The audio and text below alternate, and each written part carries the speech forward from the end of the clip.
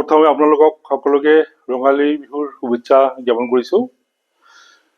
মানে actually result আজি দিয়া কথা আছিলে, কিন্তু যোৱাকালি ডিক্লেয়াৰ হৈ গ'ল। এতিয়াতো আপোনালোক জানেই বিহুৰ বন্ধ, টিচাৰ প্ৰিন্সিপাল সকলোৱে ছুটিতে আছে। তো আমি যেনেকৈ খৰধৰ কৰি ৰিজাল্ট ওলালোঁ, ওলাই পেলাই মই ৰিজাল্টখিনি কৈ আছোঁ।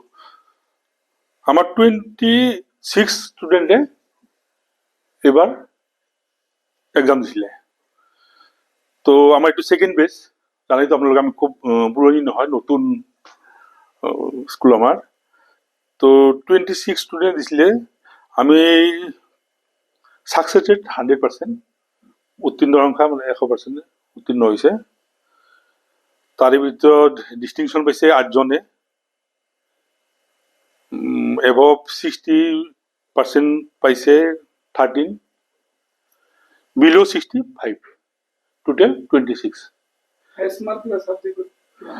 হায়েষ্ট মাৰ্ক আপোনাৰ কোন ছাবজেক্টত কথা কৈছে? হাবিব আছে বুলি কৈছে 96 মেথছত। হয় হয়, নিশ্চয় 28 ছাবজেক্টত লেটাৰ পাইছে বিভিন্ন। হয়, হায়েষ্ট মাৰ্ক 87%। তোৰ নামটো হ'ল হাবিব আছৰাফুল, চৰি নুৰ হাবিব।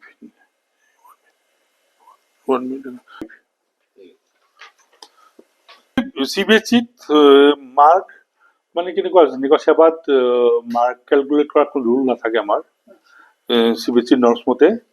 কিন্তু তথাপি আমি এটা হেৰিৰ কাৰণে মানে ধৰক কৈছোঁ যে মোটামুটি আমাৰ ফাৰ্ষ্ট ডিভিজন হিচাপত চাব গ'লে 13জন ষ্টুডেণ্টে পাইছে।